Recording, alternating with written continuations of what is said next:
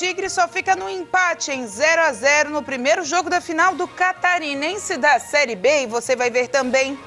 A partir do próximo dia 9 de outubro, os rótulos dos alimentos ganharão lupa para identificar quantidade de produtos. Empresários encontram maneira de construir imóveis sustentáveis e ajudar o meio ambiente. As dívidas do cartão de crédito cresceram o maior valor em 8 anos, mesmo com a inflação em queda. Essas e outras notícias você acompanha a partir de agora no Informe Região.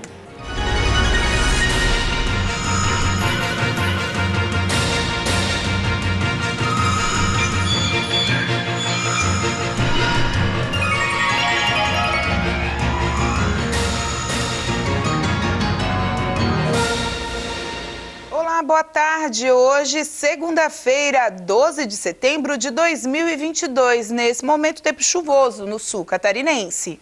A Organização Mundial da Saúde estima que mais de 300 milhões de pessoas em todo o mundo sofrem de depressão. Para quem vive essa realidade, muitas vezes encontrar um medicamento antidepressivo compatível não é tarefa fácil. Mas agora, um teste genético promete aumentar as chances de sucesso para o tratamento. O teste se propõe a analisar as características genéticas do paciente para determinar como ele processa os medicamentos. Além disso, o exame avalia hábitos de vida que possam interferir na resposta do organismo a cada fármaco.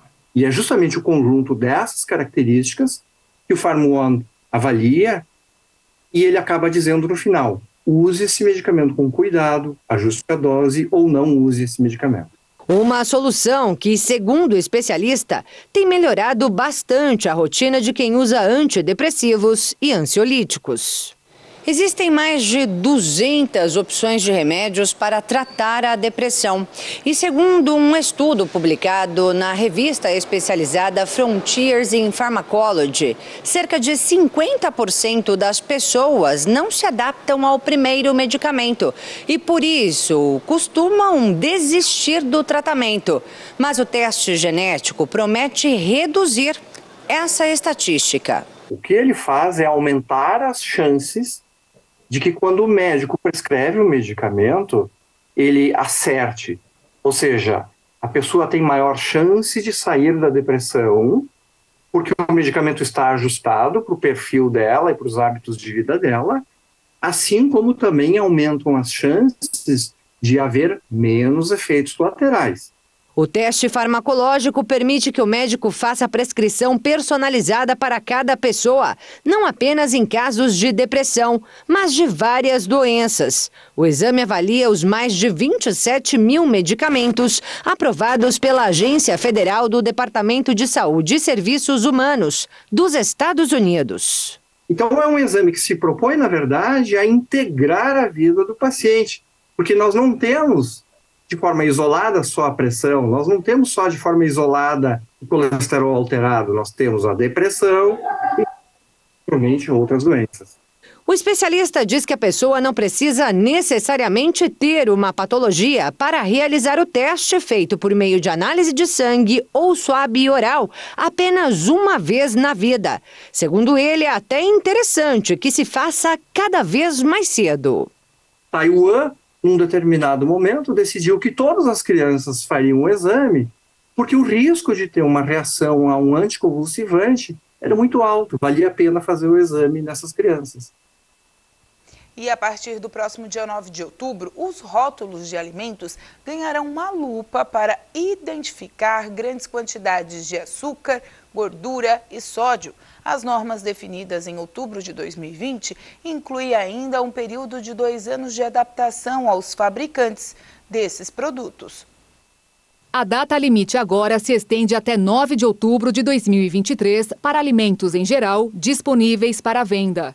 Já agricultores familiares e produtores artesanais, entre outros, têm até 9 de outubro de 2024 para se adequar às regras. No caso de bebidas não alcoólicas em embalagens retornáveis, o prazo é 9 de outubro de 2025. O objetivo é fornecer informações mais claras na parte frontal das embalagens para consumidores escolherem produtos para uma alimentação mais saudável. A Anvisa decidiu ainda que a tabela nutricional deverá ser impressa em letras pretas com fundo branco para dar maior legibilidade. Além disso, é obrigatório informar o total de açúcares totais e adicionados, do valor energético e de nutrientes a cada porção de 100 gramas ou de 100 ml.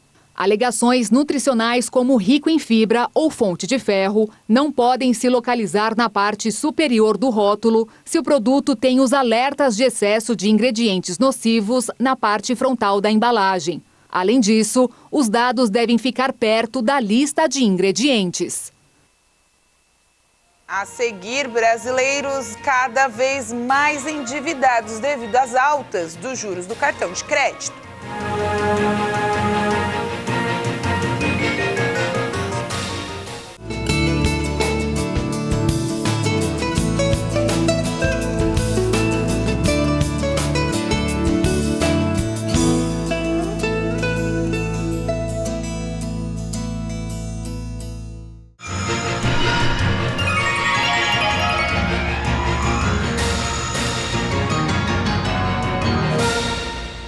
O índice oficial da inflação, o IPCA, caiu de novo. Mas no dia a dia a vida exige algumas mudanças da parte do consumidor, principalmente de quem tem renda mais baixa. Pelo segundo mês seguido, o índice de inflação oficial do país ficou negativo. Fechou o mês de agosto em menos 0,36%. Segundo o IBGE, no ano o IPCA está abaixo de 10%. Puxado pela queda no preço dos combustíveis. Mas quando vai ao supermercado, o consumidor sente outro efeito e começa a trocar os produtos por outros mais baratos. Até porque, enquanto nos últimos 12 meses a queda acumulada do preço dos combustíveis ficou em 7%, o aumento dos alimentos foi quase o dobro. Segundo o Conselho Federal de Economia, com uma situação como essa, não dá para evitar a queda no poder de compra. Produtos que mais subiram são produtos utilizados em grande escala pela maioria da população. Podemos citar o leite, o arroz, o feijão, o açúcar, o óleo de soja, também a carne. Um estudo divulgado pela Associação Brasileira de Supermercados aponta que 67% dos brasileiros trocaram as marcas que costumavam comprar por marcas mais baratas. 78% trocaram as marcas de alimentos básicos, como arroz, feijão e açúcar. E 52% pesquisam mais antes de comprar. O levantamento também aponta que 36% dos brasileiros deixaram de comprar carnes e peixes e 33% não consomem mais laticínios e frios. Com a ausência de carne, muitos brasileiros têm substituído a proteína por ovos, o que elevou a produção e o consumo no país. Segundo a Associação Brasileira de Proteína Animal, a produção de ovos passou de 54 bilhões de unidades e com 99% da produção sendo vendida ao mercado interno, a média de consumo é de 257 unidades por habitante em média. A nutricionista explica que os ovos podem substituir as carnes sem prejuízos. Sim, a gente pode fazer o consumo desses ovos sem medo, como uma boa fonte de proteína. Outra possibilidade são os grãos de leguminosas, como feijão, grão de bico, lentilha, ervilha. Esses são alguns que nós podemos consumir no dia a dia. Outra substituição frequente é a do leite pelo soro do leite. A mestre em nutrição pela UNB afirma que o subproduto até contém proteína, mas não o cálcio.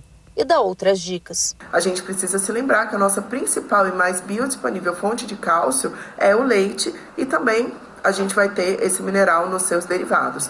Com relação ao consumo de frutas e hortaliças, a gente não deve abrir mão. Então, a melhor dica que a gente pode ter é: vamos consumir frutas e hortaliças que a gente chama de sazonais, ou seja, de cada época. Na primavera, no verão, no inverno, a gente tem diferentes frutas em diferentes safras. Nesses momentos, a gente consegue ter alimentos com menor preço e com melhor biodisponibilidade dos nutrientes que estão presentes ali, ou seja, eles vão ser mais facilmente absorvidos pelo nosso organismo.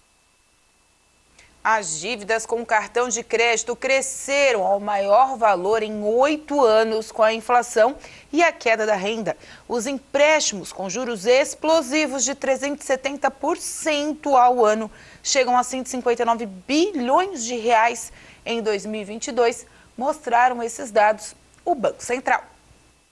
O chamado rotativo, acionado quando o consumidor não paga a fatura completa do cartão até o vencimento, registrou 159 bilhões e 300 milhões de reais em novos empréstimos nos 6 primeiros meses do ano. De acordo com o Banco Central, esse é o maior nível para o período desde 2014, quando foram concedidos 174 bilhões e 700 milhões de reais. Tanto o Banco Central quanto os especialistas em finanças recomendam que o cartão de crédito rotativo seja usado apenas emergencialmente e por períodos muito curtos. Com taxas de juros elevadas, essa é a linha de crédito mais cara do mercado. Em junho, os juros do rotativo atingiram 370,4% ao ano. No acumulado, em 12 meses, o aumento da taxa média foi de 41,3 pontos percentuais, bem acima da escalada da taxa básica, a Selic, que saiu da mínima histórica de 2% em 2021 até o atual patamar de 13,75% ao ano. Nem o aumento dos juros tem freado novos empréstimos nessa modalidade, diferentemente de outros períodos. Desde abril de 2017, os bancos são obrigados a transferir após um mês a dívida do rotativo para uma linha de crédito parcelado que tem taxas mais baixas. Pesquisadores de uma universidade de Londres divulgaram dados falando sobre os principais sintomas da varíola dos macacos. Ao todo, os pesquisadores da Universidade College de Londres analisaram um conjunto de 19 pesquisas com um total de 1.512 participantes, sendo 1.031 com infecção confirmada nos Estados Unidos, Nigéria, República Democrática do Congo e Reino Unido. Os estudos também mostraram que dores musculares, fadiga, dor de cabeça, ansiedade e depressão eram relativamente comuns entre os pacientes com varíola dos macacos. Os dados da união desses estudos estimaram que ao menos 2,7% dos pacientes com a doença sofreram convulsão, 2,4% tiveram confusões mentais e 2% tiveram encefalite, uma condição grave de inflamação cerebral que pode levar à incapacidade de longa duração. Os pesquisadores também observaram que a doença pode causar taxas mais altas de problemas de saúde mental do que outras, devido à presença de lesões potencialmente desfigurantes, enquanto também pode haver estigma relacionado à forma como a transmissão geralmente ocorre por contato físico ou sexual. Por causa da evidência muito limitada, como a maioria dos casos nessa revisão são de pacientes hospitalizados e, portanto, os sintomas estudados podem não ser tão comuns em pessoas com casos mais leves. Os médicos afirmam que estudos maiores são necessários para averiguar a prevalência dos sintomas, bem como determinar como a doença pode afetar o cérebro. Empresários descobriram, através de objetos descartados erroneamente no mar, uma forma de construir móveis, empreender e ainda ajudar a natureza. A ideia surgiu quando os empreendedores Rubens Stuck, de 27 anos, e Matheus Ferrareto, de 25, viajaram até a Bahia para conhecer o projeto Tamar e descobriram que mais de 80% das tartarugas marinhas morriam por conta das redes fantasmas de pesca lançadas no meio do mar. Foi então que a dupla ficou abismada com o problema e decidiu ajudar a reduzir os danos aos animais marinhos e criar móveis a partir do material encontrado no oceano. Para isso, eles fizeram uma parceria com uma ONG que realiza a coleta de lixo do mar. Com a doação das redes, eles realizaram a limpeza e fizeram um tratamento para ser usada nos enchimentos dos móveis produzidos por eles. A iniciativa também gera uma renda extra à ONG parceira e aos pescadores que recebem incentivos em dinheiro para realizarem a coleta dos resíduos. Segundo o projeto Tamar, a rede de pesca é o equipamento mais descartado ou perdido no mar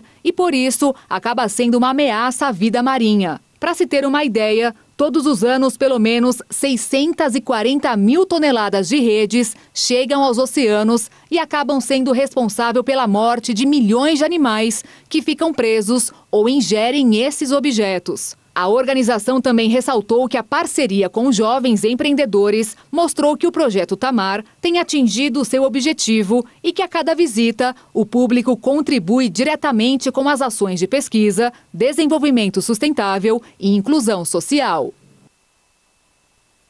E essa semana promete ser mais fria e chuvosa também. Vamos conferir agora a previsão do tempo.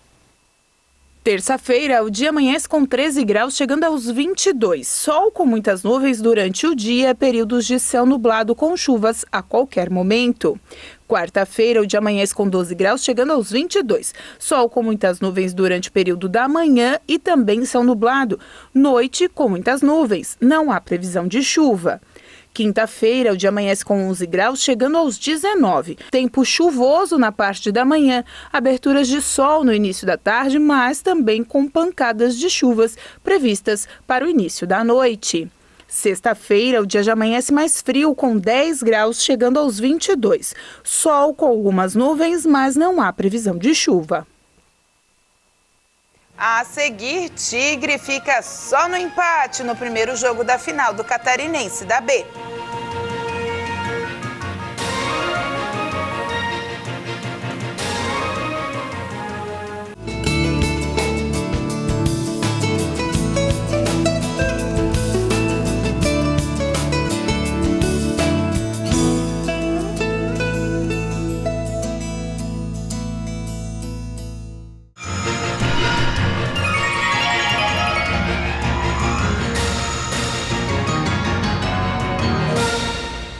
No Sala de Entrevistas dessa semana, a médica dermatologista Érica Hilbert Sandrini Padão vai conversar conosco sobre os procedimentos estéticos, seus perigos e os cuidados com a pele. Os cuidados com a pele devem ser os mais diversos, até porque estamos falando do maior órgão do corpo. Por isso, no Sala de Entrevistas, vamos conversar com a dermatologista Érica Sandrini Padão sobre técnicas e detalhes para os cuidados com a pele. Como ela fala dos procedimentos estéticos que não dão certo com algumas pessoas não certificadas e que acabam indo para o consultório tentar uma solução. Chega assim, é porque assim, ó, a gente vê os procedimentos. Na área dermatológica a gente percebe que a gente tem um pouquinho mais de cautela, a gente faz um pouquinho mais devagar, vamos tentando abraçar os problemas e as queixas do paciente e tentar fazer um pouquinho mais devagarzinho. Existem algumas outras especialidades que acabam querendo entrar na área da estética e acabam sendo um pouquinho mais arrojados, querem ser um pouquinho mais, mostrar de uma forma muito mais imediata. O resultado mais rápido, né? E aí para o cliente ficar. Isso, e aí acaba tendo evidenciando, aparecendo alguns problemas, porque às vezes tenta fazer de uma forma muito mais agressiva, né, vamos dizer assim. A gente viu recentemente, né, muitos, até agora deu uma paradinha nessas questões, mas a gente viu recentemente nos noticiários essa questão da ingestão de produtos que não são certificados. Teve um caso no Rio Grande do Sul, que teve uma modelo que acabou tendo problemas no lábio por causa desses produtos. Tudo isso tem que ter um caminho muito seguro, né, doutora, porque o corpo da gente é único, se perder um dedo não tem como repor, né? O rosto também, as pessoas estão indo demasiadamente sem cuidado fazer as coisas. Principalmente a face, né? A face é o nosso cartão de visita, né? A gente, e é algo que a gente começou a perceber, teve um boom, assim, desses procedimentos, agora até na pandemia, devido a gente tá se visualizando mais vezes diante de uma tela, as pessoas começaram a se enxergar pior. Né? E realmente, sim, existe, vai sempre existir, acredito, essa busca de um procedimento mais barato, de um produto mais barato que não seja certificado. Com certeza isso é algo que, quando for muito barato, vamos dizer assim, talvez não passou pela Anvisa, não tem um certificado de controle de qualidade adequado, e aí isso pode trazer um prejuízo com certeza maior para o paciente. A doutora fala que os homens têm ido com mais frequência e são mais disciplinados com relação aos tratamentos. O público masculino ele tem procurado bastante, por essa questão mesmo até da pandemia agora, a gente percebeu que eles têm olhado muito a face, as alterações da maioria dos homens. Não é mais só fazer a barba e tomar banho, né? Não, o homem é um público ainda um pouco mais fiel. Ele é um público que ele segue direitinho o que a gente fala, geralmente, não todos, né, óbvio, mas é um público mais fiel e ele segue um pouquinho melhor as nossas orientações. Até com essa questão agora da barba comprida, esses dias eu estava vendo que muitos estão usando até para tampar algumas cicatrizes de acne, né? Sim, e acaba afinando também a face, porque tu deixa uma barba mais comprida, então o homem se sente com a face um pouco mais fina. Também emagrece um pouco, né, entre aspas. E eles também estão na aplicação dos botox? Sim, o homem faz preenchimento, faz peeling, faz laser, faz os ultraformas. E você é o convidado, então, para estar conosco no Sala de Entrevistas, nesta terça-feira, a partir das 3h30 da tarde.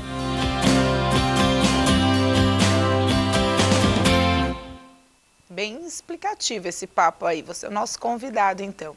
E o Criciúma se prepara agora para o jogo final do Catarinense da Série B.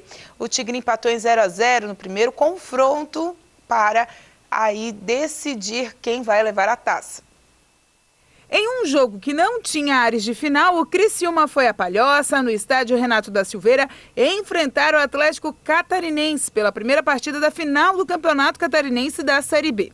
Os dois times já estão na Série A e foram apáticos para o jogo. Empataram sem gols e foram poucas as chances para as duas equipes. Tanto que o técnico Cláudio Tencati não avaliou positivamente a partida. A avaliação do jogo, assim, mais irregular do que o normal, a nível de capacidade de jogar com mais velocidade, envolvimento. Começou a carta inicial do Criciúma, ela foi muito positiva, porque iniciamos já pressionando o adversário, jogando o adversário para trás. E é ali que deveríamos permanecer, mas depois cedeu um pouco de espaço.